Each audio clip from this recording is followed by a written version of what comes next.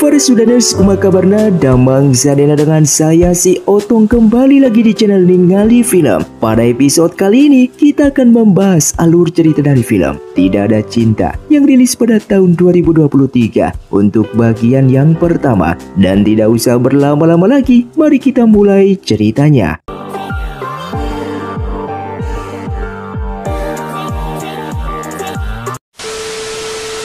Film pun diawali dengan diperlihatkannya di istana dari negara Xi'an. Terlihat seorang anak perempuan yang bernama Xiao Yao sedang bermain ayunan yang ditemani oleh kakak sepupunya yang bernama Qiang Xuan yang sedang membaca buku, juga sedang merindukan akan kepulangan ayahnya yang saat ini berada di medan perang melawan negara Chenrong. Lalu ia pun bertanya kepada sang nenek kapan ayahnya pulang, dan neneknya pun menjawab kalau seharusnya perang sudah berakhir. Yang tiba-tiba langit pun berubah menjadi gelap yang membuat sang nenek mengetahui akan kabar buruk ini, membuatnya pingsan tak sadarkan diri.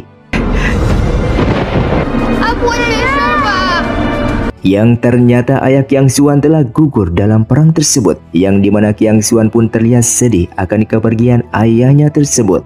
Tak lama kemudian datanglah ibu Qiang Xuan yang langsung menyindir adik iparnya, yang dimana surat bala bantuan dari mendiang suaminya itu tidak diberikan kepada Raja Xi'an, yang membuat perang berakhir dengan kekalahan hingga suaminya pun harus tewas dalam perang tersebut. Ia yang tidak bisa memaafkannya dengan mengambil sebuah pisau dan langsung menusuk dada adik iparnya tersebut hingga tewas di tempat. Mereka semua pun terkejut dan Raja Xi'an langsung menyuruh pasukannya untuk mengurungnya di penjara langit dan diberikan hukuman berat. Namun ibu Qiang Xuan yang tidak ingin menjalani hukuman tersebut, ia pun memberikan bunga yang ada di rambutnya dan menyuruh Qiang Xuan untuk memberikan bunga itu kepada wanita pilihan Qiang Xuan nantinya. Sampai akhirnya sang ibu pun melakukan bunuh diri dan langsung masuk ke dalam peti suaminya tersebut.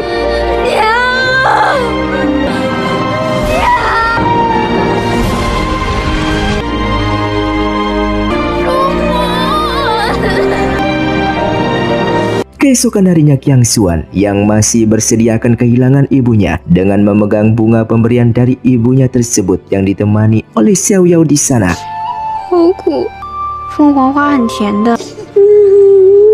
Sementara itu sang nenek yang sudah siuman menganggap dirinya tidak berguna karena tidak bisa melindungi putra dan menantunya, hingga membuat Qiang Xuan kehilangan kedua orang tuanya di usia dini. Ia pun berpesan kepada anaknya tersebut yang merupakan ibunya Xiao Yao dengan menitipkan Qiang Xuan kepadanya. Dan di saat itu juga sang nenek batuk darah yang membuatnya mengembuskan nafas terakhirnya. Keesokan harinya Qiang Xuan yang sedang duduk sendirian merenungi akan nasibnya ini, tiba-tiba ia pun ditendang oleh sekelompok anak-anak di sana dengan mengejeknya anak liar karena tidak punya orang tua. Tak lama kemudian Xiao Yao pun datang ke sana dan menyuruh mereka untuk berhenti, sehingga Xiao Yao pun menghajar mereka semua.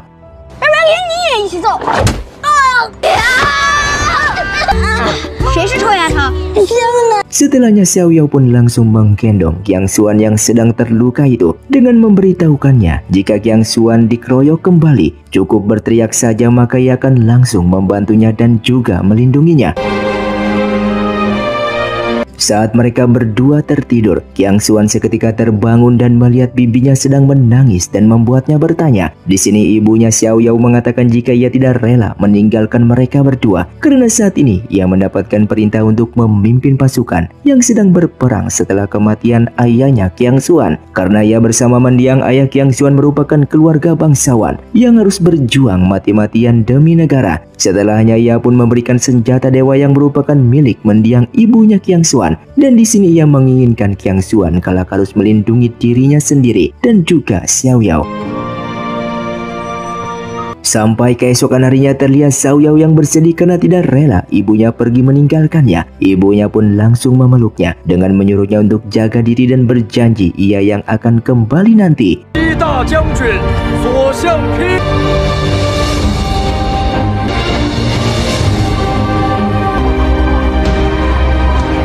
Dan singkatnya beberapa hari kemudian, terlihat Xiao Yao bersama Qiang Xuan pergi ke istana untuk menemui Raja Xian dan bertanya tentang ibunya tersebut karena mendengar kabar buruk tentangnya. Raja Xian yang merupakan kakek mereka langsung menghibur Xiao Yao dengan mengatakan, demi negara Xian ibunya Xiao Yao tanpa ragu membunuh banyak pasukan musuh. Namun pada pertarungan terakhir ibunya harus mati di tangan musuh. Mendengar hal itu, Xiao Yao tidak percaya akan keadaan ini karena ibunya sudah berjanji untuk kembali kepadanya. Setelah itu sang kakek menyuruh Qiang Xuan untuk nantinya meneruskan perjuangan seperti mendiang ayahnya dan bibinya yang menjadi pahlawan besar. Namun Qiang Xuan menolaknya dan tidak ingin menjadi seperti mereka yang meninggalkan istri dan anaknya. Qiang Xuan hanya ingin menjadi orang baik dan menjadi raja negara Xian. Namun kakeknya itu memberitahukan kalau menjadi raja lebih sulit daripada pahlawan besar. Lalu kakeknya memberitahunya bahwa ia akan mengirim Xiao Yao ke Gunung Yu agar Xiao Yao bisa terlindungi di sana. Mendengar hal itu, Qiang Xuan langsung berlutut dan memohon kepada kakeknya untuk tidak mengirim Xiao Yao ke sana karena ia yang akan melindunginya. Sampai akhirnya Qiang Xuan pun menemui Xiao Yao yang sedang menyiram pohon krem kesayangannya tersebut. Dan tiba-tiba Xiao Yao pun dijemput untuk berangkat ke Gunung Yu. Di sini Xiao Yao mengatakan untuk tidak usah mencemaskannya karena entah dimanapun ia berada, pasti akan selalu menjaga diri. Ia juga mengingatkan Qiang Xuan untuk menyiram pohon kesayangannya ini dan memberikan ekor rubah kesayangannya tersebut dengan menyuruh Qiang Xuan untuk melihatnya jika merindukannya.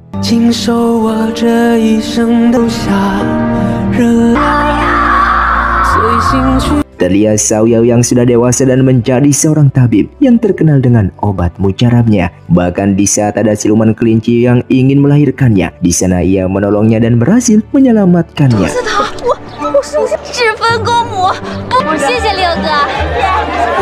Sementara itu Qiang Xuan yang masih menyimpan ekor rubah itu, ia pun pergi bersama adik dari Xiao Yao yang bernama Anian dan sudah sampai di Gunung Yu, tepatnya di kota Qingshui, untuk menyelidiki pasukan negara Qianrong sekaligus mencari keberadaan Xiao Yao yang kebetulan berada di wilayah ini. Setelah masuk ke kota itu, ia pun melihat wanita dengan tanda di keningnya dan membuatnya berlari menghampirinya. Namun ternyata saat melihat dari dekat, ternyata Qiang Xuan salah orang karena tandanya tidak mirip dengan Xiao Yao.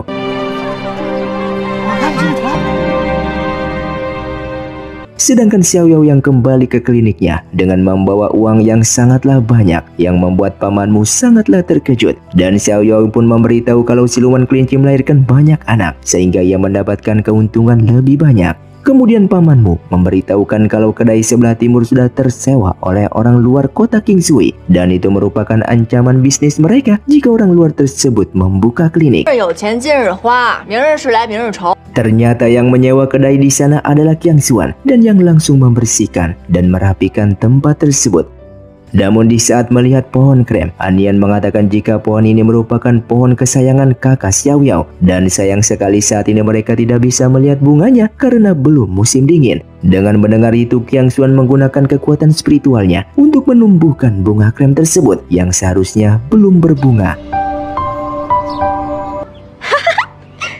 Di saat itulah Qiang Xuan langsung teringat Xiao Yao saat melihat bunga krem itu. Ia yang sudah mencari Xiao Yao di mana-mana namun masih tidak menemukannya dan sudah 300 tahun lamanya ia mencarinya. Yang menurutnya lokasi kota Qingshui sangatlah luas yang memiliki beragam orang di sini. Namun tujuan utama mereka ke sini dikarenakan atas perintah dari Raja Xian untuk menyelidiki pasukan negara Qianrong yang merupakan musuh mereka. Keesokan harinya, Xiao Yao yang berada di danau, seketika ia melihat seekor burung dan ia pun langsung melempar dengan batu tersebut. Namun di saat membuka semak-semak itu, ternyata itu seorang pria yang sedang terluka dan membuatnya meninggalkannya karena tidak ingin ikut campur dengan urusan orang lain. Tak lama kemudian Ma Zi dan Chuan Zi tidak sengaja bertemu dengan pria yang terluka itu dan bahkan memberinya makanan, yang kemudian pria itu pun terbangun dan berusaha untuk mengambilnya.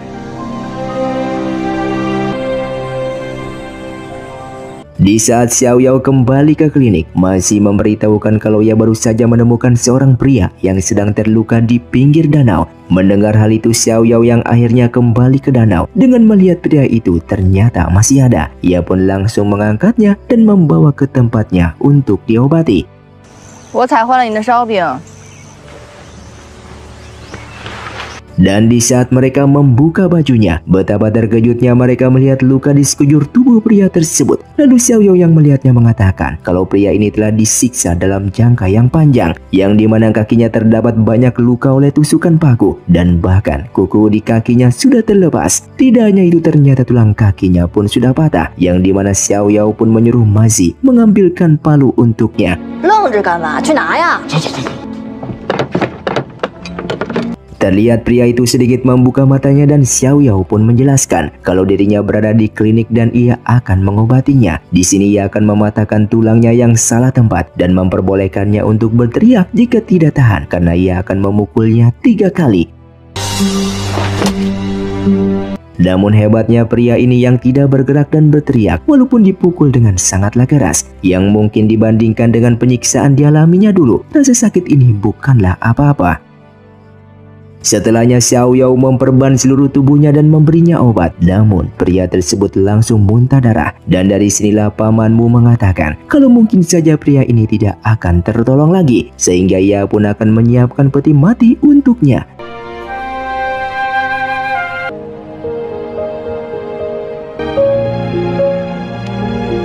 Namun singkatnya beberapa hari kemudian, pria itu pada akhirnya tersadar kembali dan sudah bisa bergerak. Bahkan di sini Xiao Yao mencoba membuka perban tersebut karena keadaan pria ini sudah mulai membaik.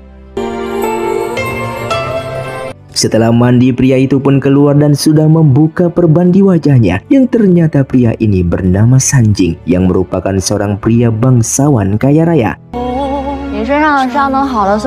Lalu Xiao Yao pun menyuruhnya untuk meninggalkan tempat ini karena sudah sembuh dari lukanya tersebut. Namun Sanjing yang terkejut mengatakan kalau ia tidak punya tempat tujuan dan ia bersedia untuk menjadi pelayan asalkan ia tinggal di sini. Xiao Yao yang mendengarnya pun terpaksa untuk menyetujuinya.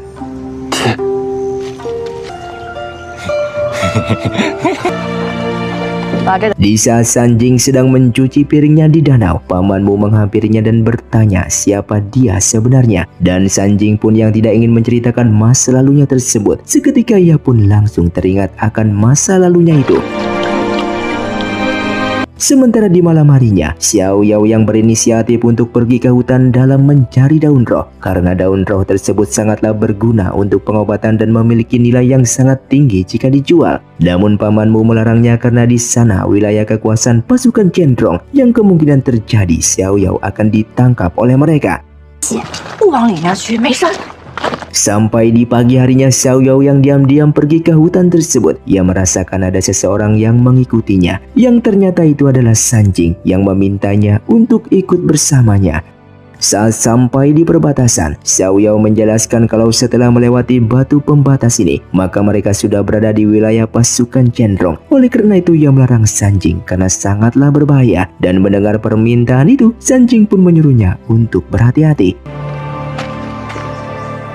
Di tengah perjalanannya seorang diri, Xiao Yao pun tak sengaja menemukan dan mengikuti jejak kaki binatang dewa yang sampai akhirnya berhenti di danau. Dan sesaat ia teringat kalau binatang dewa ini sangatlah menyukai dengan suara gadis menyanyi. Oleh karena itu, ia pun mencobanya dengan bernyanyi.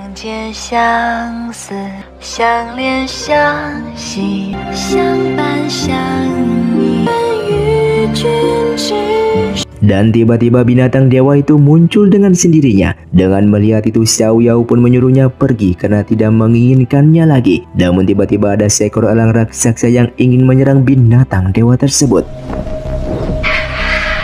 Di sini Xiao Yao pun meminta maaf ke elang itu dan tidak membiarkan elang itu memakan binatang dewa tersebut. Namun tiba-tiba ada daun yang menyerang pipinya dan membuatnya berdarah.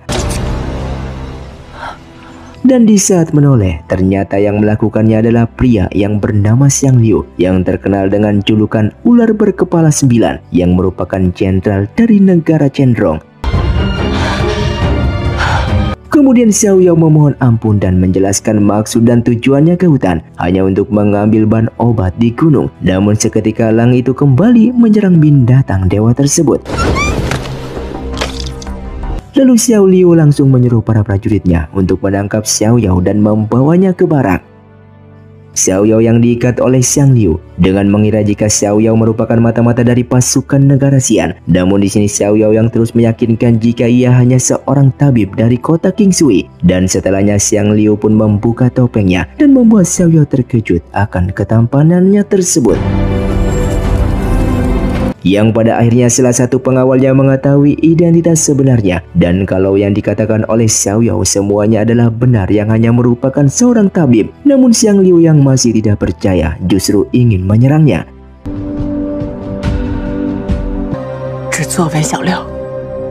Sampai keesokan harinya Sang Jing yang merasa khawatir dengan keadaan Xiao Yao yang tidak kembali. Ia pun sudah berada di danau tempat Xiao Yao ditangkap.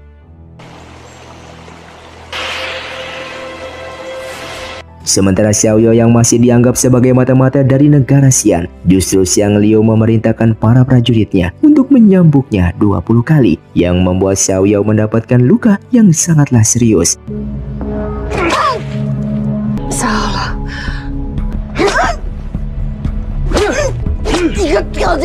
Dengan bersamaan San Jing yang mengetahui keberadaan Xiao Yao yang sedang ditahan, ia pun masuk ke wilayah pasukan Cenderung.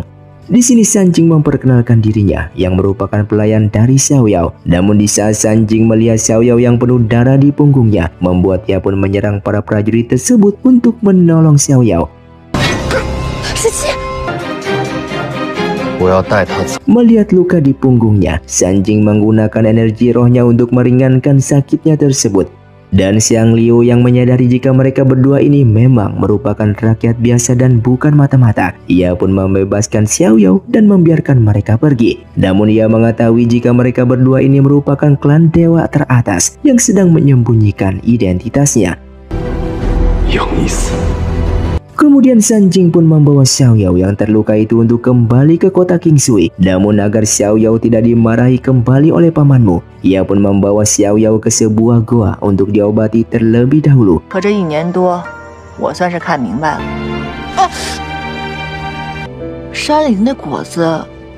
Dan demi Xiao Yao, San Jing mendaki gunung untuk memetik daun roh dan berhasil mendapatkannya walaupun hampir terjatuh. Ia pun langsung membangunkan Xiao Yao dan memberikan daun roh tersebut, yang membuat Xiao Yao melihatnya sangatlah senang dan langsung memeluknya.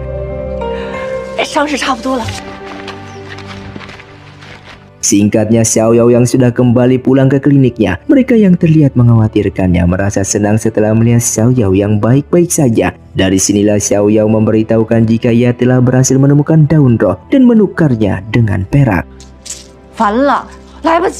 Di sisi lain, Anian bersama pelayannya yang ingin ke kedai daging. Namun istri Mazi tidak sengaja menabraknya dan menumpahkan darah domba ke pakaian Anian, yang membuatnya marah. Istri Mazi yang ingin menggantinya. Namun pelayan Anian memberitahukan kalau pakaian nonanya tidak mampu bisa digantikan oleh mereka.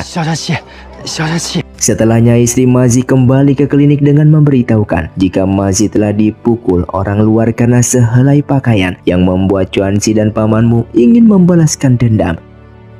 Xiao Yao pun mengobati Mazi yang terluka dan menyuruh istri Mazi jangan khawatir karena akan baik-baik saja. Merasa khawatir dengan pamanmu, Xiao Yao pun menyusulnya dan menyuruh San Jing menjaga klinik untuk sementara waktu. Di saat sampai di sana, Xiao Yao pun melihat Chuanxi dan pamanmu dilempar-lempar ke atas. Dengan melihat mereka sedang disiksa, Xiao Yao pun memohon ampunan dan merasa bersalah dengan menyuruh Anian untuk menghentikan penganiayaan ini. Namun di sini Anian tidak berhenti dan justru tetap menyuruh pelayannya untuk menyiksa mereka berdua, yang membuat Xiao Yao mengeluarkan racunnya dan memindahkannya ke pelayan tersebut. Pelayan Anian yang menyadari jika kemampuan spiritualnya tidak mampu menyiksa mereka lagi, ia pun mengajak Nona Anian untuk segera pergi dari sana. Saat kembali ke klinik dengan kondisi yang sangat marah, Xiao Yao mengatakan kepada San Jing jika ia sudah lama tidak membunuh orang dengan racunnya. Mengetahui jika Xiao Yao telah meracuni orang, San Jing pun mengingatkan kalau mereka itu merupakan dari klan dewa yang energi spiritualnya sangatlah tinggi. 让我看清楚他们的灵力属性。 Sementara itu pelayan Anian yang sudah terkena racun dari Xiao Yao pun sedang sekarat. Bahkan sang tabib pun tidak bisa menyembuhkannya. Mendengar hal itu Anian ingin membunuh Xiao Yao. Namun Qiang Xuan mencegahnya dan menyuruhnya untuk memberitahukan tentang apa yang sebenarnya terjadi. Setelahnya terlihat Anian bersama Qiang Xuan langsung pergi ke klinik untuk menemui Xiao Yao. Di sini Qiang Xuan pun langsung memperkenalkan diri kalau ia merupakan kakak dari Anian dan saat ini ia meminta penawar karena pelayannya terkena racun oleh Xiao Yao. Xiao Yao yang tidak ingin memberikan penawar tersebut justru diserang oleh Qiang Xuan yang tidak tahu jika Xiao Yao memiliki spiritual yang rendah.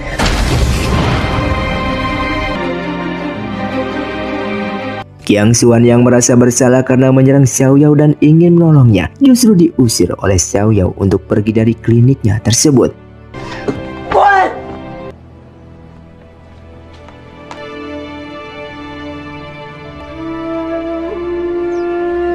Setelahnya San Jing yang mengantarkan makanan kepada Xiao Yao yang terluka. Namun Xiao Yao menebak kalau San Jing sebenarnya mengenali mereka sampai bersembunyi dan tidak menolongnya. Ia pun marah dengan menyuruh San Jing untuk tidak mengikutinya lagi. 但我更怕你跟他们结仇。 别跟着我！ Xiao Yao yang duduk di danau dan San Jing menghampirinya. Namun tiba-tiba Xiang Liu datang dengan menunggangi elangnya dan membawa Xiao Yao pergi dari sana.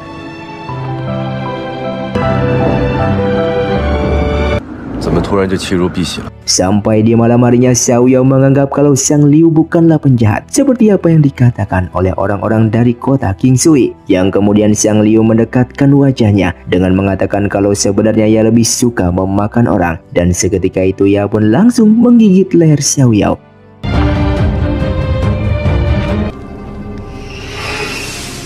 Sementara San Jing masih menunggu di pinggir danau dan melihat Xiao Yao yang kembali. 小六， Di saat sudah turun dari elang tersebut, San Jing pun melihat gigitan di leher Xiao Yao yang mengajaknya untuk pulang. Dengan bersamaan pasukan Qiang Xuan yang sedang menyelidiki pasukan negara Chenrong dengan menemui mata-matanya yang ingin berbicara dengannya. Namun tiba-tiba mata-mata itu berubah menjadi Xiang Liu dan membuatnya terkejut. Yang ternyata Xiang Liu sudah membunuh mata-mata tersebut sehingga pertarungan pun terjadi.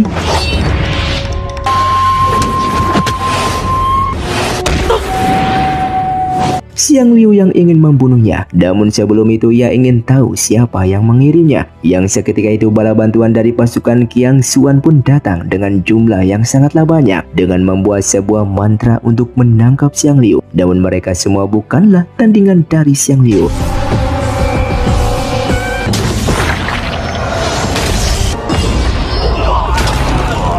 Xiang Liu yang baru saja sampai di kediamannya justru mendapatkan informasi dari elang putihnya dengan memberitahukan kalau Xiao Yao datang ke sini dan mencarinya. Terlihat Xiao Yao yang duduk di atas pohon justru darahnya dihisap kembali oleh Xiang Liu. Yang entah kenapa Xiang Liu merasakan kekuatannya kembali setelah menghisap darah milik Xiao Yao. Sementara itu San Jing yang masuk ke kamar Xiao Yao yang tidak menemukannya membuat ia mencarinya dengan menggunakan energi spiritualnya untuk melacaknya. Xiao Yao yang dihisap sampai pandangannya buram dengan memberitahukan kalau Xiang Liu menghisap darahnya terlalu banyak. Di saat Xiao Yao akan turun dari pohon dengan memegang ranting, seketika itu Xiang Liu memotong rantingnya yang membuat Xiao Yao pun terjatuh dari atas dan Xiang Liu pun pergi meninggalkannya.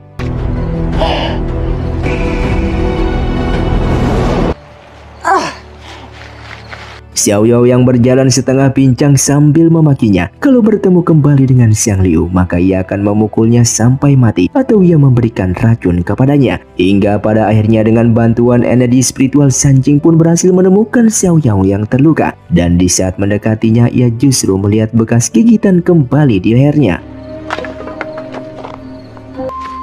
哎呦，疼！ 以后不要故意把我吃。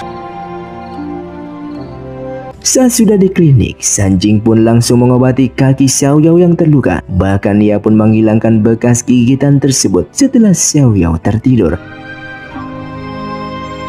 Singkatnya di pagi harinya, terlihat Xiaoyao yang langsung menemui Sanjing di tepian danau. Ia pun menceritakan kalau 6 tahun yang lalu ia menemukannya di semak-semak ini. Ia pun berharap jika Sanjing bisa menemaninya sampai kapanpun. 可能是因为上次我去他家偷吃鸡。 Namun tiba-tiba Xiang Liu datang kembali dan meminta Xiaoyao untuk naik. Sanjing yang melarang Xiaoyao, seketika Xiang Liu justru mengeluarkan senjatanya, dan begitu juga dengan Sanjing. Mengetahui kalau mereka berdua akan bertarung, Xiaoyao pun meyakinkan Xiang Liu kalau Sanjing ini merupakan temannya dan menyuruh Sanjing untuk pulang menunggunya. Di sini Xiaoyao menebak kalau Xiang Liu pasti sedang dalam keadaan terluka akibat menyerang musuhnya kembali. Karena setiap itulah Xiang Liu pasti mencarinya. Oleh karena itu ia pun menutupi kepalanya dengan tangannya agar Xiang Liu kembali menggigit lehernya dan meminum darahnya tersebut. Namun ternyata Xiang Liu hanya memegang dan berjalan di atas air dengan mengajak Xiaoyao mengulurkan tangannya.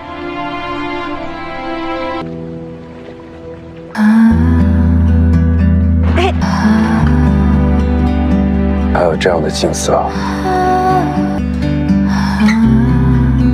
Di saat mereka akan pulang dengan menaiki elang kembali, Xiaoyao menyarankan Xiang Liu untuk tidak kembali membantu pasukan negara Chenrong dan beralih kepada negara Xian, karena cepat atau lambat Raja Xian akan mengepungnya. Mendengar hal itu, Xiang Liu marah dan matanya pun berubah menjadi merah dengan mengikat Xiaoyao hingga hidungnya mengeluarkan darah. Sementara Sanjing masih menunggu Xiaoyao di pinggir danau. Sampai pada akhirnya Xiaoyao pun kembali dan Xiang Liu melemparnya ke bawah yang membuat Sanjing menatapnya. Setelahnya Sanjing memberikan sup panas kepada Xiaoyao yang menurutnya setelah meminum ramuan tersebut maka organ dalam tubuh Xiaoyao langsung membaik. Bahkan ia pun menyuruhnya untuk tidak memperdulikan Xiang Liu lagi karena kedepannya ia yang akan menghadapinya. 你早点休息吧。 Sementara Xiang Liu yang kembali ke baraknya mendapatkan salah satu prajuritnya yang pingsan. Melihat hal itu, Xiang Liu bertanya dan mendapatkan laporan jika beberapa hari ini banyak prajuritnya yang keracunan dan membutuhkan obat penawarnya. Dengan bersamaan di ibu kota, Xiaoyao yang bersama istri Mazi melihat ada kereta kuda yang pergi ke rumah Tuan Yuxin dan memberikan hormat kepada perempuan yang bernama Jingye. Sampai istri Mazi merasa heran karena Tuan Yuxin yang merupakan orang terkaya di kota ini justru menghormati wanita tersebut. Dan Xiaoyao pun berpendapat kalau kota Qingsui kedatangan tamu yang sangatlah penting. 贩子， Di saat ia telah sampai di klinik, Mazi dengan bersedih memberikan kabar yang buruk karena Tuan Yuxin akan menggusur toko di dekat tepi danau termasuk klinik ini. Mendengar hal itu, pamanmu tidak menerimanya karena saat menyewanya, tanah ini terlantar dan ia sudah susah payah untuk membangunnya. Sehingga Xiaoyao bersama Sanjing pun akan mencoba berbicara dengan Tuan Yuxin tersebut agar klinik mereka ini tidak digusur. 好， Saat sudah di kediaman Tuan Yuxin, Xiaoyao memintanya untuk tidak menggusur klinik mereka dan menyarankan untuk disewakan kembali kepadanya. Namun Tuan Yuxin menjelaskan kalau ia hanya menjalankannya karena tanah tersebut merupakan milik bangsawan. Namun tiba-tiba Jingye yang datang dan melihat Sanjing di sana. Seketika ia pun berlutut dengan menyebut tuan muda yang membuat Xiaoyao terkejut mendengarnya.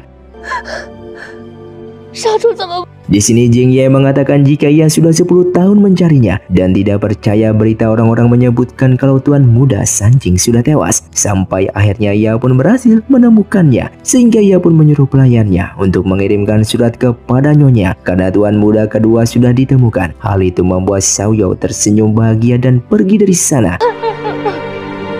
你慢慢处理家事儿。 Di saat Xiaoyao kembali ke kliniknya, pamanmu bersama yang lainnya pun ingin mendengar kabar tentang keputusan dari Tuan Yuxin. Lalu Xiaoyao pun menjelaskan kalau tempat ini bisa disewa selamanya yang kita inginkan dan bahkan tidak ada yang berani menariknya. Sehingga pamanmu dan yang lainnya pun beranggapan jika Xiaoyao berhasil membujuk Tuan Yuxin. Kemudian mereka pun bertanya tentang Sanjing yang belum pulang dan Xiaoyao memberitahukan kalau Sanjing tidak akan kembali lagi. Sehingga pamanmu pun beranggapan jika Sanjing telah bekerja kepada Tuan Yuxin yang membuat mereka sangatlah bahagia. Namun tidak untuk Xiaoyao yang tidak enak makan dan pergi dari sana. Di saat Xiaoyao pergi ke pinggir danau dan Sanjing mengikutinya berjalan di belakangnya, Xiaoyao yang menghampirinya mengatakan kenapa Sanjing masih memakai pakaian jelek dan kotor. Hingga sampai keesokan harinya terlihat Qiang Xuan dan Sanjing yang sudah berpenampilan sebagai tuan muda sedang berada di tempat Tuan Batu yang kebetulan menceritakan tentang keluarga Sanjing. Tak lama kemudian Xiao Yao juga datang ke sana dengan terkejutnya. Ia melihat Sanjing yang sudah memakai pakaian bangsawan. Di sini Tuan Batu itu menceritakan keluarga Sanjing yang selama ini menjodohkan Sanjing dengan wanita pilihan keluarganya, yang membuat Xiao Yao kesal langsung pergi dari sana. 告辞。 Di malam harinya, Xiao Yao yang melihat bintang jatuh di langit dan ingin memberitahukan kepada Sanjing di sampingnya. Namun ia baru sadar kalau Sanjing sudah tidak ada di sini lagi. Seorang diri ia pun mulai menghitung bintang tersebut. Sampai tiba-tiba ada tanda-tanda kedatangan Xiang Liu yang membuatnya berpura-pura tidur. Namun Xiang Liu yang sudah mengetahuinya langsung melemparnya dari kursi. Di sini Xiang Liu bertanya tentang pria yang sering di samping Xiao Yao karena pria itu sudah memberikan racun kepada para prajuritnya. Oleh karena itu ia datang ke sini untuk bertemu dengannya dan meminta penawar racun tersebut. 10年前，他可是 Kemudian Xiao Yao yang mengajak Xiang Liu untuk pergi ke tepi danau karena Sanjing saat ini berada di sana. Tanpa basa-basi Xiao Yao pun meminta Sanjing untuk memberikan penawar racun tersebut untuk Xiang Liu. Sanjing pun mengatakan kalau racikan obat penawar ini ada di kota Qingsui dan dia pun akan pergi untuk membeli dan meraciknya. 不要说谢谢。 Setelah Sanjing pergi dari sana, seketika Xiao Yao yang akan pergi juga namun ditahan oleh Xiang Liu yang menyuruhnya untuk ikut dengannya sebelum mendapatkan penawar racun tersebut. 不可能知道此处的位置。 Di sini Xiang Liu pun mengajaknya ke barak dan saat sudah di tempatnya, Xiao Yao sangat heran kenapa siluman sepertinya mau tinggal di tempat seperti ini. Sampai keesokan harinya Xiao Yao yang terbangun melihat Xiang Liu yang sudah tidak ada di tempat tidurnya, yang ternyata Xiang Liu sedang melatih para prajuritnya. 都说这儿。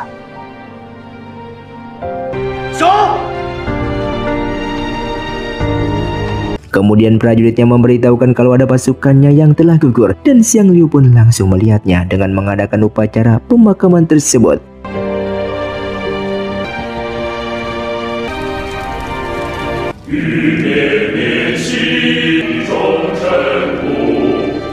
Sementara itu di kediaman Tuan Yuxin, ia pun memberitahukan kalau bahan obat yang tertulis di catatan tersebut sudah habis dibeli seseorang. Kemudian Sanjing pun mengatakan kalau dari orang bangsawan pasti menyimpan bahan obat untuk berjaga-jaga, sehingga ia menyuruh Tuan Yuxin untuk mengunjungi orang bangsawan setempat dengan menggunakan namanya.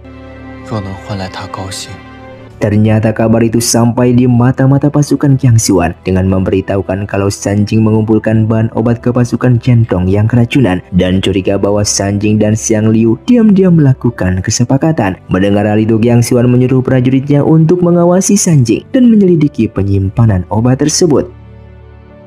Di sisi lain, Xiao Yao diam-diam memberikan darahnya untuk menolong prajurit yang terluka. Namun Xiang Liu yang mengetahui hal itu langsung menariknya ke tempatnya. Xiao Yao yang beralasan kalau hanya ingin menolong orang karena mereka fisiknya istimewa dengan darahnya yang bisa menyembuhkan orang. Namun menurut Xiang Liu walaupun menghabiskan semua darahnya tidak akan cukup menyembuhkan semua orang yang ada di sini, yang nantinya justru akan membunuh Xiao Yao sendiri. Tak lama kemudian mereka pun mendengar suara elang yang memberitahukan bahwa Sanjing sudah mendapatkan obatnya tersebut. Dan mereka pun menemui Sanjing yang memberitahukan lokasi obat itu dan menyuruh Xiang Liu mengirim orang untuk mengambilnya. Hingga sampai di malam harinya Xiang Liu pun telah sampai ke lokasi tempat obat itu disimpan dan pergi sendirian. Namun di saat Xiao Yao tertidur, tiba-tiba terbangun dan melihat Xiang Liu yang sedang terluka di kamarnya dan langsung menawari lehernya agar darahnya dihisap kembali agar Xiang Liu bisa pulih kembali. Di sini Xiang Liu memberitahukan kalau ia tidak mendapatkan obatnya karena ada seseorang yang menyerangnya di saat ia mau mengambil obat tersebut. Mendengar hal itu membuat Xiao Yao teringat obrolan Qiang Xuan dengan prajuritnya. Xiao Yao yang mengetahui orangnya, Xiang Liu pun langsung mencekiknya dan memintanya untuk memberitahukan siapa orang tersebut karena masalah ini berkaitan dengan ribuan nyawa. Dan akhirnya Xiao Yao pun memberitahukan kalau orang itu merupakan Qiang Xuan. Mendengar hal itu Xiang Liu ingin pergi ke tempatnya. Namun Xiao Yao menahannya karena mereka memiliki banyak pasukan, sehingga Xiao Yao pun mempunyai rencana untuk mengambil obatnya tersebut. Sementara prajurit Qiang Xuan meminta maaf karena membiarkan Xiang Liu kabur, namun ia berhasil mengambil obat tersebut. Mendengar hal itu, Qiang Xuan mengatakan kalau Xiang Liu tidak akan tinggal diam, dan benar saja, tiba-tiba suara elang ada di kediaman mereka.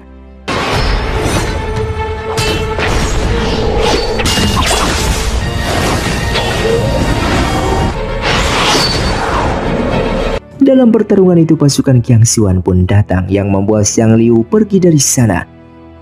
Sampai keesokan pagi pun tiba, ternyata Xiao Yao berhasil menculik An Nian agar mereka bisa mendapatkan obat tersebut dari tangan Qiang Xuan. Sementara itu pelayan Qiang Xuan memberitahukan kalau An Nian telah diculik dengan memberikan catatan dan ingin menukarnya dengan obat, yang membuat Qiang Xuan sangatlah marah karena tidak akan membiarkan kehilangan adiknya yang kedua kalinya. Sampai akhirnya Qiang Xuan bersama pasukannya pun menemukan An Nian, dan dia pun langsung menyerang Xiao Yao dengan mengeluarkan energi spiritualnya, yang kemudian menyuruh pasukannya untuk membawa Xiao Yao.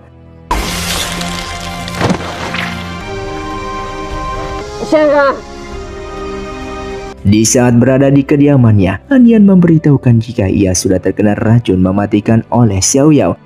Dan salah satu prajuritnya memberitahukan kalau Xiao Yao tidak mau memberikan penawar racun tersebut. Mendengar itu, Qiang Xuan menyuruhnya untuk mencari penyiksa berpengalaman dan menyisakan nyawanya saja. Di tempat tahanan, Xiao Yao yang disiksa dengan mengolesi minyak mayat di tangannya dan memasukkan jarinya ke kotak yang penuh belatung mayat, dan otomatis akan memakan jarinya tersebut. Tidak hanya itu, penyiksa tersebut pun langsung mematikan lampu untuk menambah penderitaan di dalam kegelapan, dan Xiao Yao pun terlihat kesakitan. Di sisi lain, An Nian yang terbaring di tempat tidurnya dengan memohon kepada kakaknya untuk tidak meninggalkannya, yang seketika itu Qiang Xuan pun langsung teringat masa kecilnya dengan Xiao Yao, yang tiba-tiba ada sebuah telur cahaya yang masuk ke tubuhnya. Di tempat tahanan, diperlihatkannya penyiksa itu sangatlah terkejut karena Xiao Yao yang masih bertahan dan bahkan dalam keadaan baik-baik saja. Mereka pun mencurigai jika Xiao Yao bukan orang biasa yang mampu bertahan dalam keadaan penderitaannya. Dan tak lama kemudian ada seseorang yang ingin membuka pintu tersebut, yang membuat kedua penyiksa itu pun dihajar oleh orang itu. Yang ternyata itu adalah Sanjing yang berhasil menyelamatkan Xiao Yao dan mengobati lukanya. Dan di saat Xiao Yao tersadar kembali, ia justru bercanda dengan lukanya, mengatakan jika ia baik-baik saja. Di sini Xiao Yao pun memberitahukan kalau sebenarnya An Nian tidak keracunan, dan justru ia meracuni Qiang Xuan dengan menanam telur di dalam tubuhnya. Sanjing yang mendengar itu terkejut dan tidak mengerti, yang kemudian Xiao Yao pun menjelaskan kalau ia sudah memelihara telur cahaya di dalam tubuh Qiang Xuan. Dan begitu tubuhnya terasa sakit, maka tubuh Qiang Xuan juga akan merasakan kesakitan.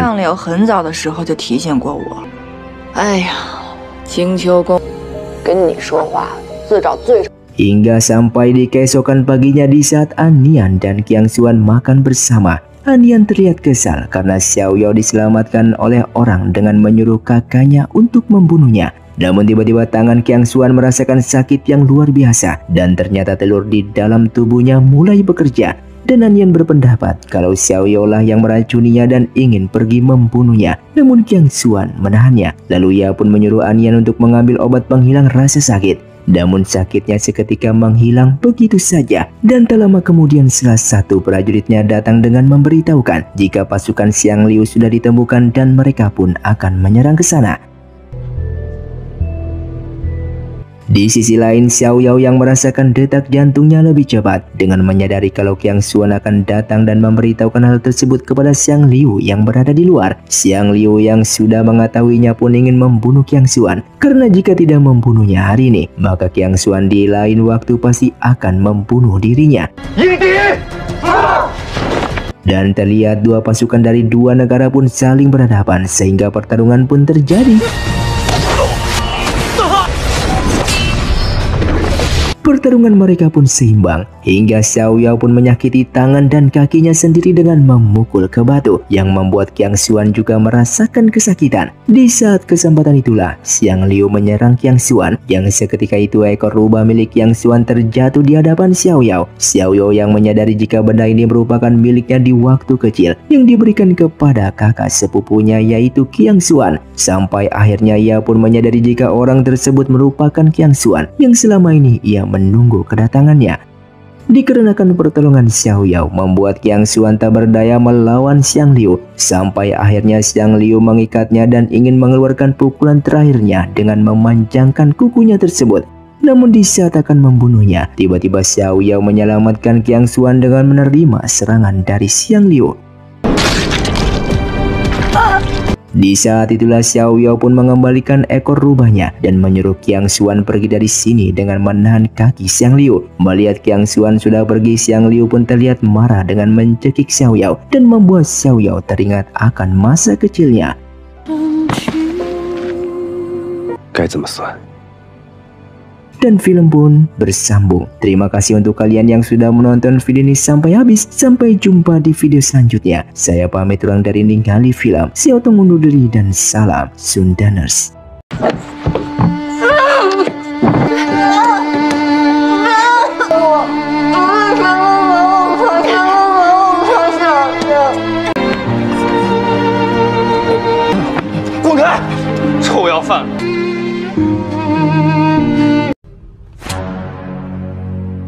Hai para Sundaners, kumaha kabarna? Damang sadena dengan saya si Otong kembali lagi di channel Ningali Film. Pada episode kali ini kita akan melanjutkan alur cerita dari film Tidak Ada Cinta yang rilis pada tahun 2023 untuk bagian yang kedua. Dan tidak usah berlama-lama lagi, mari kita mulai ceritanya.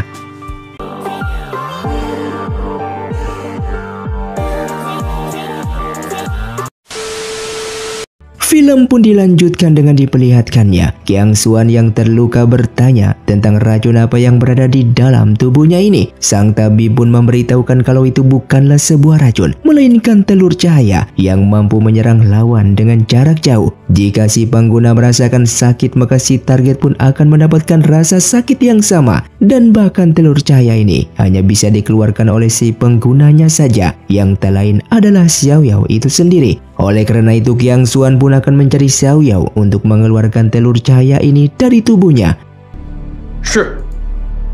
Sementara itu Xiang Liu membawa Xiao Yao ke suatu tempat dan merendam tubuhnya, yang kemudian mengeluarkan kristal biru dengan menyalurkan energi spiritualnya kepada Xiao Yao yang terluka. Yang pada akhirnya Xiao Yao pun tersadar kembali dan Xiang Liu pun menanyakan kenapa Xiao Yao menyelamatkan Qiang Xuan. Di sini Xiao Yao pun menjelaskan jika ia sudah mengetahui identitas Qiang Xuan yang merupakan cucu dari Raja Xian, dan kalau ia sampai membantu membunuhnya, maka Raja Xian pasti akan balas dendam. Maka dari itu ia tidak berani menentang Raja Xian karena hidupnya nanti tidak akan tenang. Xiang Liu yang marah langsung mencekiknya dan menghisap darahnya kembali.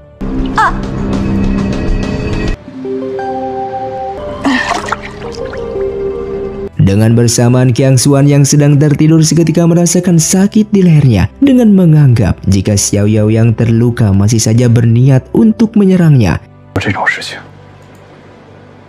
Sementara itu Sanjing yang sedang mencari Xiao Yao dengan menggunakan energi spiritualnya, yang pada akhirnya ia pun menemukannya dan langsung membawa Xiao Yao ke kediamannya. Diperlihatkannya Sanjing yang merawat Xiao Yao yang dalam keadaan sekarat. Seketika itu Xiao Yao menggenggam tangannya dengan memanggil Xiang Liu. Di sini Sanjing yang sedikit kesal berpikir kalau Xiang Liu yang sudah melukainya, namun tetap saja Xiao Yao masih memikirkannya. Dan singkatnya beberapa hari kemudian, Xiao Yao pun telah sadar kembali. Dengan membuka jendela di sana, ia pun melihat Sanjing yang ternyata selama ini Sanjinglah yang telah merawatnya. Sanjing yang melihat Xiao Yao yang sudah terbangun dari pingsannya langsung memeluknya. Di sini Xiao Yao pun mengucapkan banyak terima kasih kepada Sanjing yang sudah menolong dan merawatnya, dan ia pun izin pamit untuk pulang. 多谢青丘公子的救命之恩。他是与叶时七相谈甚欢。 Hingga sampai keesokan harinya, diperlihatkannya Xiao Yao yang kembali menjalani aktivitasnya menjadi seorang tabib. 行，那你来吧。谢谢大夫，不客气，应该的。 Namun tak lama kemudian Qiang Xuan pun datang ke sana, yang membuat Xiao Yao pun sangatlah terkejut. 谢谢玄老板。 Di sini Qiang Xuan ingin mengetahui alasan Xiao Yao yang telah menyelamatkannya. Mendengar itu Xiao Yao yang tidak ingin menjelaskan kalau ia adalah adik sepupunya yang selama ini dicarinya. Sehingga ia pun beralasan kalau Qiang Xuan mati maka ia pun akan mati. Karena di tubuh Qiang Xuan terdapat telur cahaya miliknya. Lalu Qiang Xuan bertanya kapan Xiao Yao mengeluarkan telur cahaya dari tubuhnya ini. Xiao Yao pun memberitahukan kalau telur cahaya itu tidaklah berbahaya. Selama ia tidak terluka maka Qiang Xuan pun tidak akan merasakan sakit. Oleh karena itu Qiang Xuan pun mengundang Xiao Yao untuk datang ke kedai minumnya esok hari sebagai perkenalan mereka. 进一下浴吧。好了，可以去找你喝酒吗？ Dan singkatnya esok hari pun tiba. Xiao Yao yang datang ke kedai minuman Qiang Xuan memperkenalkan dirinya yang merupakan seorang tabib dari kota ini. Bahkan ia pun memberitahukan tentang cara membedakan racun dari berbagai jenisnya dan cara merasakannya.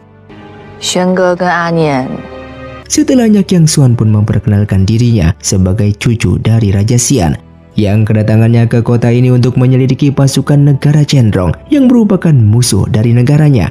Kemudian ia pun mengeluarkan bulu ekor rubahnya dengan memberitahukan kalau ini barang kesayangan adiknya sebelum dia pergi 300 tahun yang lalu. Dan setelahnya ia hanya mendengar dari orang-orang jika adiknya tersebut sudah mati. Namun ia masih berharap jika adiknya itu masih hidup. Xiao Yao yang mendengar itu tidak kuat untuk menahan air matanya karena orang yang dicarinya sebenarnya ada di depannya.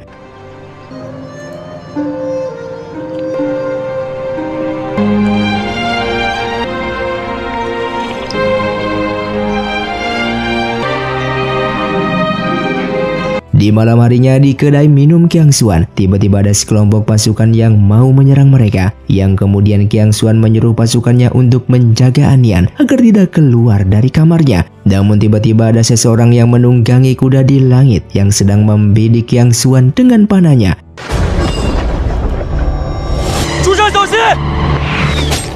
Yang ternyata orang yang memanah Qiang Xuan adalah Fang Er yang merupakan calon istri dari San Jing. Ia pun memberikan informasi kalau misinya telah berhasil kepada tuannya, yang ternyata ia bekerja kepada Xiang Liu untuk membunuh Qiang Xuan. Sementara itu Qiang Xuan yang kesakitan setelah menerima panah dari Fang Er membuat darah di tubuhnya masih terus mengalir keluar walaupun sang tabib sudah memberikan obat pengganti darah.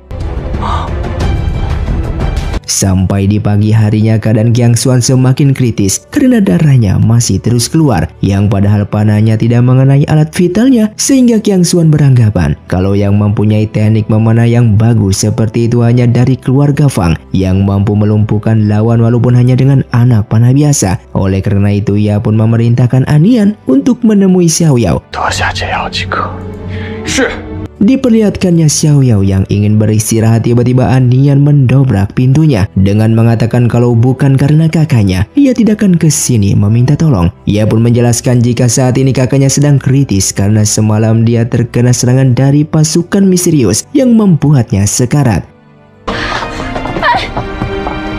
Setelah melihat kondisi Qiang Xuan, Xiao Yao pun melihat lukanya dengan menjelaskan kalau tubuh Qiang Xuan tidak terkena alat vital dan ini sangatlah aneh. Yang kemudian ia pun melihat panahnya yang hanya panah biasa. Lalu ia pun bertanya kepada Qiang Xuan apa yang dirasakan pertama kali di saat panah tersebut menancap di tubuhnya. Qiang Xuan menjelaskan kalau di sekujur tubuhnya terasa dingin dan tidak bisa bernapas. Mendengar itu Xiao Yao pun menganggap jika Qiang Xuan terkena kristal es dari serangan panah tersebut. Di sini ia pun menjelaskan tentang kristal es itu yang tidak ada obatnya selain kristal es itu sendiri. Oleh karena itu ia pun akan menemui San Jing dikarenakan kristal es itu hanya dimiliki oleh keluarga Fang yang merupakan keluarga calon istri dari San Jing. Sampailah ia di rumah keluarga Fang yang disambut langsung oleh Fang Er yang berterima kasih kepadanya karena sebelumnya Xiao Yao telah menemukan dan menyembuhkan calon suaminya itu yaitu San Jing. Di sini Xiao Yao pun menjelaskan jika ia ingin bertemu dengan San Jing dan Fang Er pun mengantarkannya.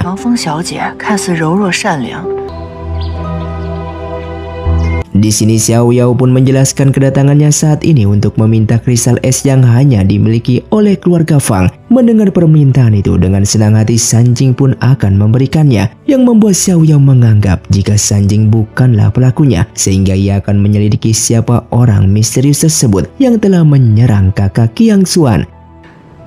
别生气了，美人儿。走。Setelah kembali, ia pun langsung memasukkan kristal es itu ke tubuh Qiang Xuan, sampai akhirnya pun berhasil yang membuat darah itu berhenti dan tidak keluar lagi. Setelah itu Qiang Xuan pun memerintahkan Anian dan pasukannya untuk segera berkemas dan pergi ke Gunung Lima Dewa untuk menyembuhkan lukanya ini. Lalu ia pun mengajak Xiao Yao untuk tinggal di sana karena dengan kemampuan tabibnya tersebut membuatnya akan lebih sukses di sana. Namun Xiao Yao menolak tawaran itu karena di sini ia memiliki teman-teman yang sangatlah baik yang selalu menjaganya. 各自珍重。 Di saat Qiang Xuan dan pasukannya berangkat, Xiao Yao pun berharap kakaknya mendapatkan apa yang diinginkannya. 愿你得到。 Diperlihatkannya prajurit Qiang Xuan yang bertanya kenapa melepaskan Xiao Yao begitu saja, karena dia belum mengeluarkan telur cahaya di dalam tubuh tuannya ini. Yang kemudian Qiang Xuan menjelaskan jika dia akan mengeluarkan telur cahaya tersebut setelah lukanya sembuh dan tidak peduli apa tujuannya itu. Namun dia telah menyelamatkannya 2 kali. Di sisi lain, Xiao Yao yang berada di danau tiba-tiba Xiang Liu datang ke sana dengan menanyakan Xiao Yao sedang memikirkan apa. Xiao Yao pun menjelaskan jika ia ingin mengeluarkan telur cahaya tersebut yang saat ini berada di dalam tubuh Qiang Xuan. Namun sebenarnya ia tidak tahu caranya. Mendengar hal itu Xiang Liu pun akan membantunya dengan bersedia memindahkan telur cahaya itu ke dalam tubuhnya tersebut. Yang ternyata sebelumnya Xiang Liu sudah mengetahui jika telur cahaya ini tidak hanya bisa mencelakai targetnya, namun bisa juga untuk ikatan cinta agar ia bersama Xiao Yao untuk selama-lamanya. 必须心中有情才行，可就再也收不回来了。武神山是昊灵王居住的地方。 Singkatnya mereka pun berada di wilayah Laut Lima Dewa, karena di tempat inilah jarak mereka berdekatan dengan Qiang Xuan yang saat ini berada di Gunung Lima Dewa, sehingga mereka berdua pun memulai melakukan prosesi pemindahan telur cahaya tersebut ke dalam tubuh Xiang Liu. Dengan bersamaan Qiang Xuan yang sudah berada di Gunung Lima Dewa seketika itu, ia pun muntah darah dengan memberitahukan kepada prajuritnya jika telur cahaya yang berada di dalam tubuhnya ini sudah dikeluarkan oleh Xiao Yao.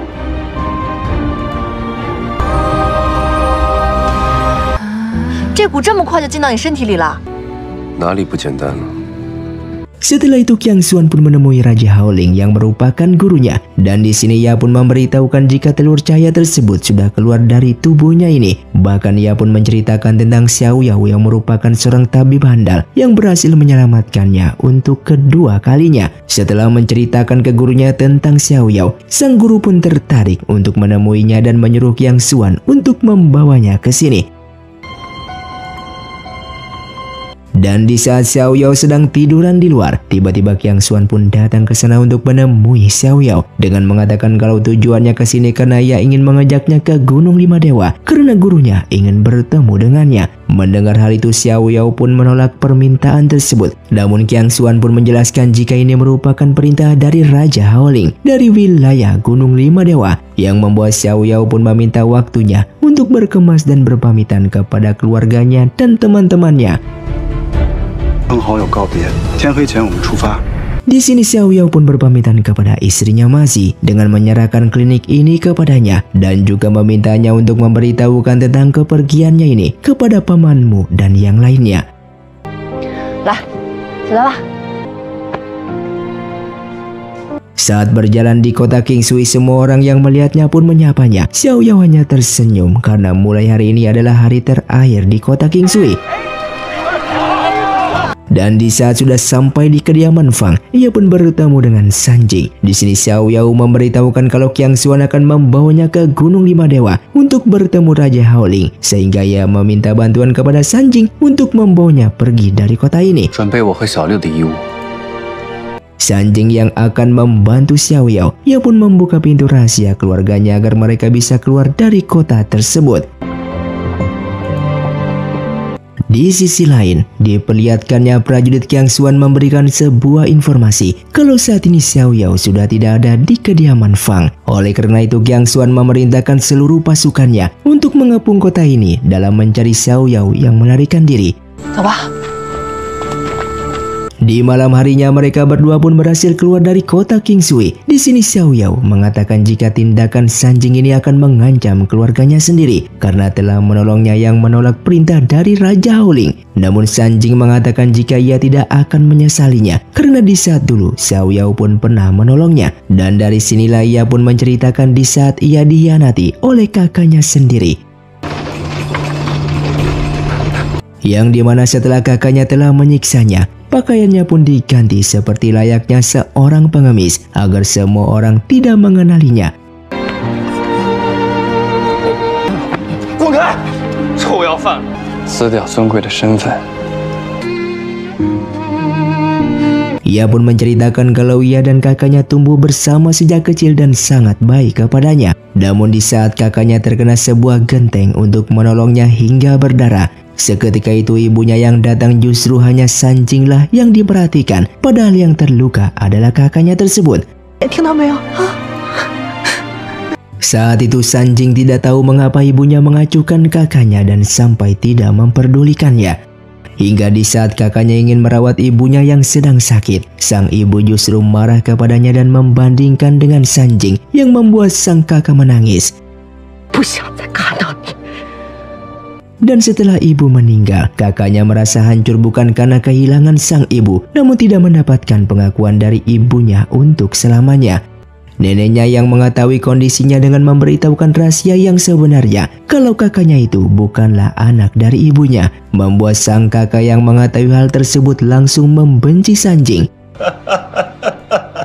Sejak mengetahui itu, kakaknya pun mencarinya dan mengajaknya ke suatu tempat. Ia yang tidak curiga akan rencana kakaknya tersebut. Ia hanya mengikutinya dan sampailah ia di sebuah penjara yang gelap. Dan pada akhirnya dari situlah ia diikat dan disiksa oleh kakaknya tersebut. Xiao Yao yang mendengar cerita sedih itu, ia pun menggenggam tangan Sanjing dengan menghiburnya. 我知道。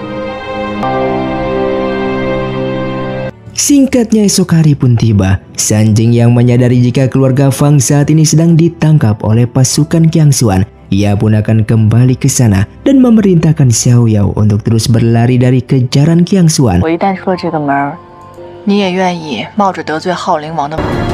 快走啊！ Xiao Yao yang terus berlari tanpa tujuan yang jelas. Seketika ia mengingat Sanjing yang akan tersiksa kembali jika ia melarikan diri. Sehingga ia pun akan kembali untuk menyelamatkan Sanjing dan menyerahkan diri kepada Qiang Xuan. Xiao Yao yang kembali mengatakan kepada Qiang Xuan jika ia bersedia bertemu dengan Raja Haoling. Namun ia menyuruh Qiang Xuan untuk melepaskan Sanjing. Mendengar hal itu Qiang Xuan yang sudah tidak mempercayainya lagi, ia pun menyuruh pasukannya untuk mematahkan kakinya tersebut. 轩哥，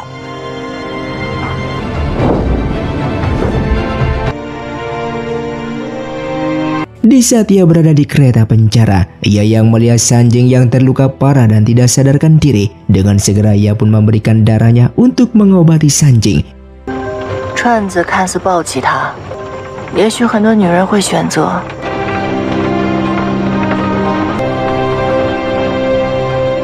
Dan di saat Sanjing yang sudah siuman, ia pun bertanya apakah ia telah meminum darahnya. Mendengar hal itu Xiao Yao pun memberitahukan kalau dulu ia tidak mencampur darahnya ke obat. Mana mungkin Sanjing masih hidup sampai sekarang. Yang akhirnya teka-teki bekas gigitan di leher Xiao Yao pun terpecahkan. Kalau selama ini Xiang Liu meminum darah Xiao Yao untuk mengobati lukanya. Singkatnya sampailah mereka di penjara tulang naga dan mereka berdua pun dimasukkan ke dalam penjara tersebut. Di sini Sanjing mengatakan kalau ia ingin selalu bersama Xiao Yao karena hanya Xiao Yao lah yang mampu membuatnya tersenyum. Bahkan ia pun menjelaskan tentang Fang Er yang merupakan calon istrinya yang sebenarnya ia sama sekali tidak mencintainya karena itu merupakan perjodohan antara keluarga mereka. Oleh karena itu secepatnya ia akan membatalkan pernikahan tersebut dan meminta Xiao Yao untuk menunggunya. 我一定会取消婚约，你不要让别的男人。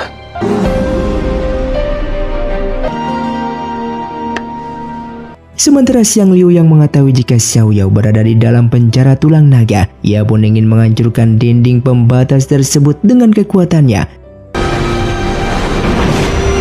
Di sisi lain, para pengawal pun datang dan ingin membawa mereka keluar dari sana. Dan di saat itulah Xiao Yao pun merasakan akan kedatangan Xiang Liu yang ingin menolongnya. Xiao Yao yang tidak ingin selamat seorang diri, sementara Sanjing ditangkap bahkan dibunuh. Oleh karena itu ia pun menyuruh Xiang Liu untuk pergi meninggalkannya.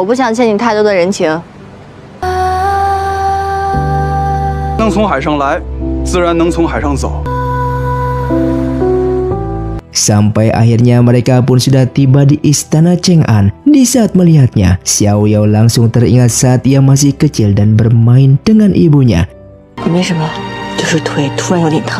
Setelahnya Qiang Xuan mengatakan kalau ini tempat tinggalnya untuk sementara waktu, dengan mengingatkan kalau Raja Haoling akan memanggilnya sewaktu-waktu dengan menyuruhnya untuk mandi dan beristirahat. Sampai akhirnya Xiao Yao pun disuruh untuk menghadap kepada Raja Haoling yang ditemani oleh Sanjing yang menggendongnya, yang memberitahukan Raja Haoling kalau kaki Xiao Yao yang terluka tidak bisa hormat kepadanya. Saat Raja Haoling melihatnya, ia pun sudah mengetahui kalau di hadapannya ini merupakan putrinya. Lalu ia pun mengajaknya untuk makan bersama, yang membuat Qiang Xuan pun terkejut mendengarnya.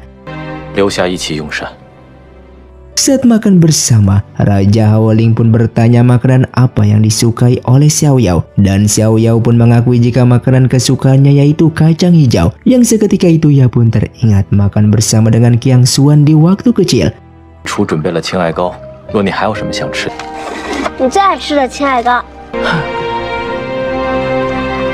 Oleh karena itu Qiang Xuan pun langsung bertanya kepada Raja Haoling siapa sebenarnya wanita tersebut, karena makanan kacang hijau merupakan kesukaan dari Xiao Yao, dan apakah wanita itu adalah Xiao Yao. Di sini Raja Haoling pun memberitahukan kalau suatu saat nanti Qiang Xuan pun akan mengetahuinya, yang membuat Qiang Xuan semakin penasaran terhadap identitas wanita tersebut.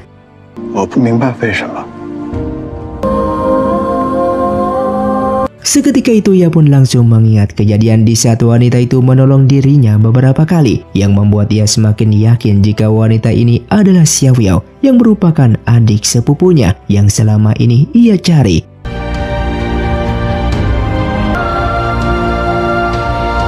Ia pun menghampiri Xiao Yao dan menyembuhkan luka di kakinya, dan setelahnya ia pun meminta Sanjing untuk menjaganya baik-baik.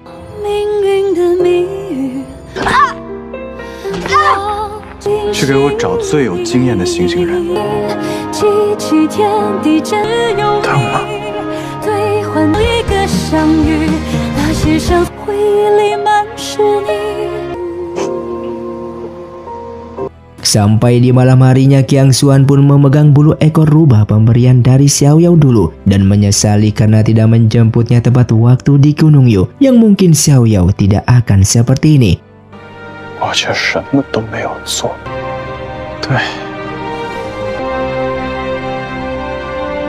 Keesokan paginya Xiao Yao pun pergi ke taman bersama Sanjing, dan saat melihat kolam di sana langsung teringat masa kecilnya bersama ibunya yang memberikannya buah melon giok, sehingga Sanjing yang mengetahui hal itu pun akan mengambil buah tersebut. Namun di sana ada Anian yang kebetulan keluar dari kediamannya dengan menghina Xiao Yao kalau di sini bukanlah untuk rakyat jelata. Bahkan Anian menyuruh pelayannya untuk menangkap Xiao Yao dan membawa ke ruangannya. Di sini Anian menyuruh pelayannya untuk memukul tangan Xiao Yao dan menyumbat mulutnya tersebut.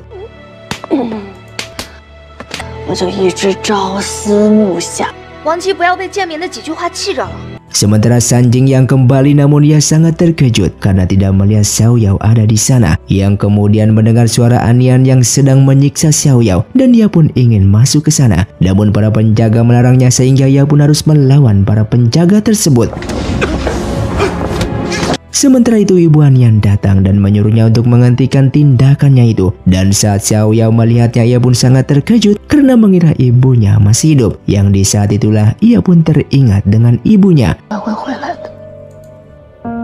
Di sini Xiao Yao pun hanya bisa menangis dan ingin memeluk ibunya itu dengan mengatakan kenapa selama ini ia diasingkan dan bahkan dibuang. Namun karena mulutnya dibungkam sehingga suaranya tidak jelas, yang membuat mereka pun ketakutan.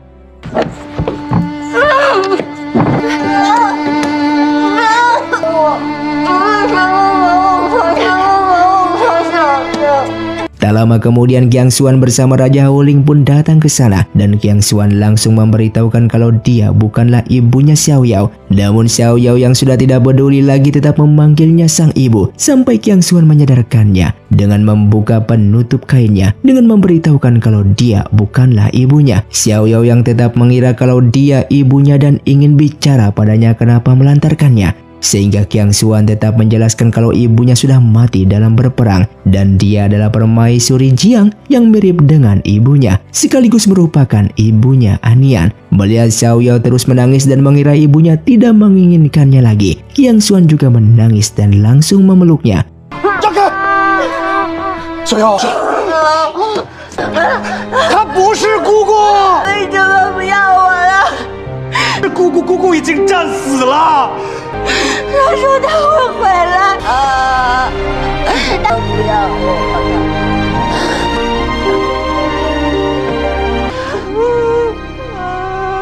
Sementara itu Anian yang penasaran ingin kembali karena kakak sepupunya dan ayahnya bersikap seperti itu kepada Xiao Yao dan ingin bertanya siapa Xiao Yao sebenarnya. Namun pelayannya melarangnya karena ini merupakan perintah dari Yang Mulia. Xiao Yao yang sedang diobati. Seketika itu Raja Haoling mengeluarkan energi spiritualnya berbentuk hewan dan mengingatkannya saat masih kecil.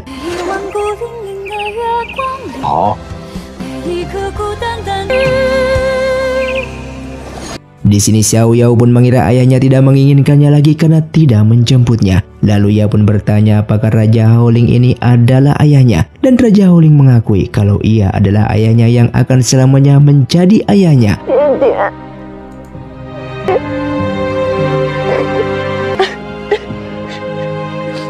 Di malam harinya Xiao Yao bersama Sanjing dan Qiang Xuan minum bersama. Di sini Qiang Xuan ingin mendengar cerita perjalanan Xiao Yao yang turun gunung hingga sampai tiba di kota Qingsui. Yang seharusnya Xiao Yao tidak ingin menceritakan kisah sedihnya ini. Namun Qiang Xuan tetap memaksanya yang membuat Xiao Yao pun menceritakan kisahnya tersebut. Di saat dulu Xiao Yao yang berada di dalam perjalanan menuju Gunung Yu, seketika itu dua pelayan Haoling membicarakan tentangnya yang menyebutnya sebagai anak terlantar yang membuatnya pergi dari sana. Dan ia yang tidak percaya ibunya mati, ia pun pergi ke kota Jisoo tempat ibunya berperang. Namun di sana ia melihat pengumuman tentang Tuan Putri yang hilang dan ada tanda lahir buah bersih di dahinya. Xiao Yao yang sudah berpakaian seperti pengemis kebetulan ada di sana. Dan saat siluman melihat pengumuman itu dan bermaksud memakannya, Xiao Yao tiba-tiba lari dan siluman itu pun tahu kalau itu Tuan Putri yang dicari. Xiao Yao yang melihat anak-anak pengemis duduk di sana, ia pun langsung menghampiri mereka. Yang di saat siluman itu melihat mereka satu persatu, Xiao Yao berandai-andai kalau seandainya wajahnya bisa berubah. Yang seketika itu wajahnya pun berubah sehingga siluman itu pun tidak bisa mengenalinya sebagai Tuan Putri tersebut. Setelahnya Xiao Yao pun tersadar kalau bisa merubah wajahnya sesuka hatinya dan terus merubah wajahnya untuk bertahan hidup agar identitasnya tidak diketahui. Sampai akhirnya ia pun lupa dengan wajahnya sendiri walau sudah mencobanya beberapa kali namun tidak menemukan wajah aslinya itu.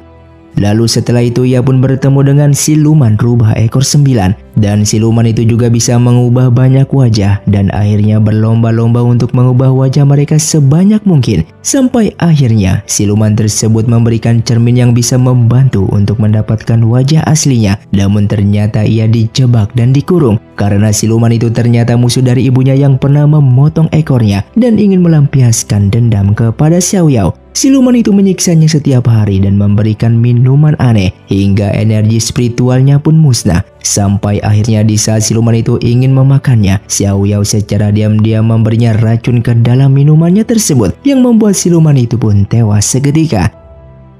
Qiang Xuan yang mengetahui kalau bulu rubah ekor 9 yang selalu disimpannya merupakan potongan siluman tersebut dan ia pun langsung membuangnya. Melihat hal itu Xiao Yao menyuruh Sanjing untuk menyimpannya sampai amarah kakaknya itu mereda. Hingga keesokan harinya Qiang Xuan pun menceritakan hal tersebut kepada ayahnya Xiao Yao. Lalu ayahnya Xiao Yao kemudian memunculkan tanda lahir di dahinya dan memberitahukan kepada Xiao Yao kalau sebenarnya dirinya tidak terkena penyakit. Namun di dalam tubuhnya tersegel pusaka langka yang bisa membuat orang itu mempertahankan wajah yang diinginkannya. Sehingga Xiao Yao pun meminta ayahnya untuk mengeluarkan pusaka tersebut agar wajah aslinya bisa kembali. Namun ayahnya memberitahukan kalau saat ini ia tidak bisa mengeluarkannya, sehingga ayahnya pun berjanji akan mengembalikan wajah aslinya tersebut di suatu saat nanti. Setelahnya Xiao Yao pun memberitahukan Sanjing kalau wajahnya bukan karena penyakit, akan tetapi karena tersegel benda pusaka di tubuhnya, dan jika dikeluarkan maka wajah aslinya akan kembali. Mendengar hal itu Sanjing pun hanya bisa tersenyum. Kemudian Xiao Yao bertanya bagaimana kalau ia buruk rupa, dan Sanjing mengatakan itu sangatlah bagus sehingga ia tidak ada saingan untuk memilikinya. Kemudian ia pun memberitahukan Xiao Yao kalau ia akan pergi dari sini karena akan mengurus masalahnya sendiri tentang perjodohannya tersebut. Lalu ia pun mengingatkan Xiao Yao untuk tetap menunggunya dan jangan sampai ada pria lain yang masuk ke dalam hatinya. Lalu Xiao Yao pun mengatakan ia akan tetap menunggunya. Sementara itu Qiang Xuan menemui ayah Xiao Yao dengan memberitahukan kalau ia ingin kembali ke negara Xian. Dan mendengar itu ayah Xiao Yao pun melarangnya karena kekuatannya belum stabil. Namun Qiang Xuan yang memaksa membuat ayah Xiao Yao pun mengizinkannya.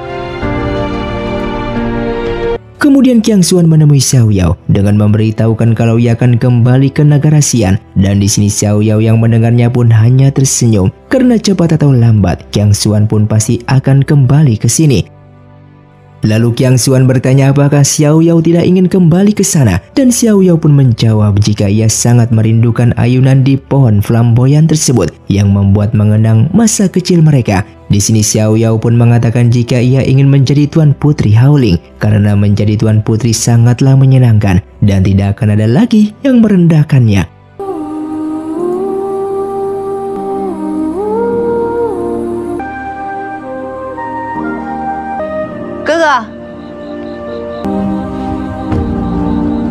Setelah Xiao Yao pun meminta izin kepada ayahnya karena ingin menjadi Tuan Putri Haoling. Namun di sini ayahnya bertanya apakah sudah memikirkannya. Kemudian ayahnya memberitahukan Xiao Yao untuk pergi ke Gunung Yu karena waktu itu ia sudah mengirimkan surat ke pamanmu tentang kondisi Xiao Yao. Mendengar hal itu Xiao Yao pun langsung terlihat senang dan Qiang Xuan pun mau menemaninya. Sementara itu diperlihatkannya Sanjing yang menepati janjinya ingin membatalkan pernikahannya dengan Nona Fang Er. Dan menurut Sanjing pernikahannya adalah bagian dari politik keluarganya dan tidak ada perasaan antara mereka berdua.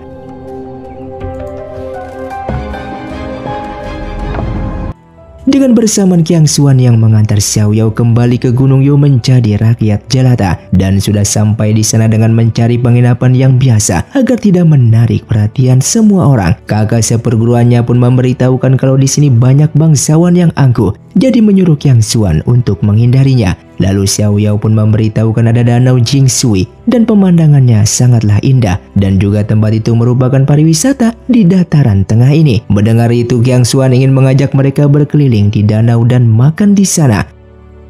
Singkatnya mereka yang sudah di perahu dan Xiao Yao yang memasak ikan bakar untuk mereka. Namun Anian yang tidak mau karena kotor dan karena lapar Anian pun mencobanya yang ternyata masakan ini sangatlah enak. Tak lama kemudian terlihat ada perahu besar di danau itu yang ternyata itu adalah Fang Er yang ditemani dengan seorang wanita yang bernama Xin Yu yang merupakan tuan putri dari negara Chenrong. Dan kembali ke perahu kecil, Anian bertanya belajar dari mana Xiao Yao memasak. Lalu Xiao Yao mengatakan kalau dulu ia sering kelaparan, oleh karena itu ia pun belajar sendiri dan akhirnya menguasai segala jenis makanan. Lalu Qiang Xuan yang mendengar ceritanya pun langsung terdiam dan di saat mau memasak udang tersebut, Qiang Xuan pun langsung mengambilnya dengan mengatakan kelak tidak perlu memasak lagi karena ia akan memasak untuk mereka. Tiba-tiba terdengar suara kecapi yang indah dan membuat mereka kagum. Kemudian Qiang Xuan pun mengambil serulingnya dan juga memainkan lagu itu bersamaan. Mendengar suara seruling itu, Fang Er pun sangatlah kagum karena bisa mengikuti permainan catur bersama Xin Yu dengan baik. Kemudian Xin Yu menyuruh perahunya berbalik arah karena ingin tahu siapa yang memainkan seruling tersebut.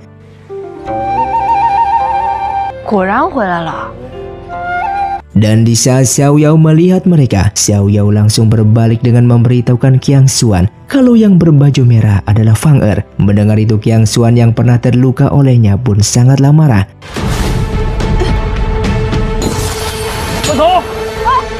Di dalam pertarungan dua kubu tersebut membuat mereka terjun ke danau dan berpisah satu sama yang lainnya. Singkatnya, Xiao Yao yang menolong Anian dan membawanya ke tepi danau. Setelah itu ia pun menyuruhnya untuk diam dan jangan kemana-mana karena ia akan pergi untuk mencari yang lainnya. Dan setelah berhasil mereka pun kembali ke penginapan tanpa dengan Qiang Xuan. 看见脚下的路，慢点走。后来发现，来了，慢点。 Yang ternyata Qiang Xuan berada di kediaman negara Chenrong dan diselamatkan oleh Xin Yu. Qiang Xuan yang terluka terkena senjata Fang Er akhirnya siuman dan di saat terbangun, Xin Yu mau masuk ke kamarnya yang membuat Qiang Xuan berpura-pura tidur. Pelayannya pun mengatakan kalau senjata itu mengenai dadanya namun tidak terkena alat vital. Lalu Xin Yu bertanya apakah seruling ini memang miliknya dan berharap tidak salah orang. Kemudian Qiang Xuan membuka matanya dan bertanya ia berada di mana. Xin Yu pun mengatakan kalau dia ada di kediaman negara Chenrong, yang membuat Qiang Xuan pun sangatlah terkejut.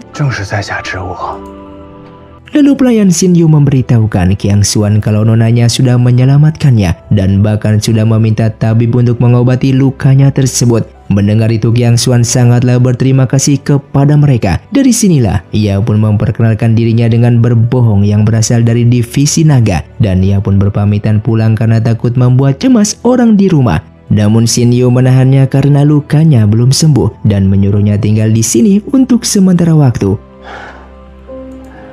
Fang Er yang melihat Qiang Xuan masih hidup terlihat kesal dan pelayannya akan membunuhnya setelah Xin Yu pergi dari sana. Namun menurut Fang Er tidak bisa karena ini wilayah Chenrong, sehingga ia pun masuk dan meminta maaf karena senjatanya telah melukainya.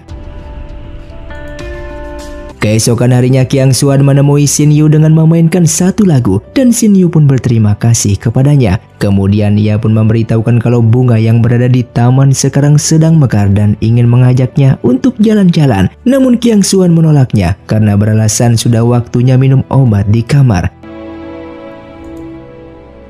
Terlihat menurut pelayannya penampilan Qiang Xuan tidak biasa, baik dalam bertutur kata dan juga bertalenta yang sangat serasi dengan Tuan Putri. Akan tetapi ia pun memberitahukan kalau Qiang Xuan hanya anak biasa dari divisi naga yang tidak pantas dengan Tuan Putri. Sementara Russo yang sudah mengetahui keberadaan Qiang Xuan di negara Chenrong, ia pun memberitahukan kepada Anian jika kakak sepupunya tersebut tidak mau kembali ke penginapan yang kemungkinan memiliki misi tersembunyi. Dengan bersamaan Xiao Yao yang berada di tengah kota sambil tiduran dengan menutupi wajahnya, yang kebetulan ia pun melihat Sanjing yang sedang ngopi di sana dengan seseorang dan tiba-tiba Sanjing pun sudah berada di belakangnya. Singkatnya Xiao Yao pun menemui Qiang Xuan yang akan kembali ke penginapan dan berada di pos perhentian Haoling. Di sini Qiang Xuan memberitahukan saat ia terluka di wilayah Chenrong, ia pun memerintahkan orang untuk menyelidiki Fang Er dan berpikir kalau sebelumnya Fang Er diperintah seseorang untuk membunuhnya. Di sisi lain, Sanjing datang ke kediaman Chenrong untuk meminjam tempatnya untuk perjamuan temannya yang sedang berada di kota Ziyi dan mengatakan langsung ke temannya yang bernama Feng Long yang merupakan kakak dari Xin Yu. Bahkan ia juga ingin memperkenalkan padanya. Mendengar hal itu, Feng Long menyetujuinya dan akan menyuruh Xin Yu untuk menyiapkan jamuan tersebut. Dan kemudian Sanjing pun menyuruh memberikan surat ini kepada perhentian pos Haoling. Hingga sampailah pelayan itu pun memberikan surat dari kediaman Chenrong tersebut dan Xiao Yao berpikir kalau itu undangan dari Xin Yu. Namun Qiang Xuan memperlihatkan kalau jamuan memang dari kediaman Chenrong, akan tetapi undangannya dari Sanjing. Qiang Xuan yang ingin menolak undangan itu karena harus berangkat ke Gunung Yu, namun Xiao Yao menyuruhnya untuk datang.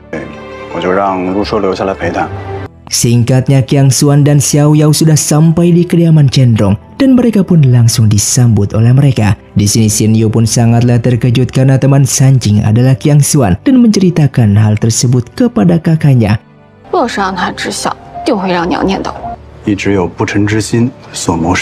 Tak lama kemudian Fang Er juga datang ke sana dan Xin Yu pun menyuruh pelayan mengambilkan kursi dan duduk di sebelah Sanjing. Lalu Xin Yu pun memuji keharmonisan mereka dan membuat Sanjing berdiri, yang membuat Fang Er pun memegangi bajunya tersebut.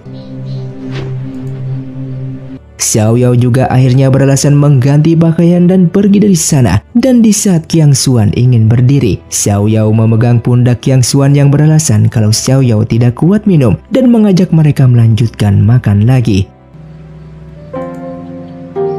Kemudian Xiao Yao pun pergi ke danau dan saat melihat perahu kecil di sana, Xiao Yao pun memanggil pedayung itu, yang ternyata yang ada di dalam perahu kecil itu adalah Xiang Liu. Di saat perahu mendekat, Xiao Yao pun berterima kasih kepadanya. Namun di saat ia ingin menjelaskan akan kejadian yang sebelumnya, seketika ia pun sangatlah terkejut karena Xiang Liu berubah menjadi wanita. Dan film pun bersambung. Terima kasih untuk kalian yang sudah menonton video ini sampai habis. Sampai jumpa di video selanjutnya. Saya pamit ulang dari Ningali Film. Saya undur diri dan salam Sundaners.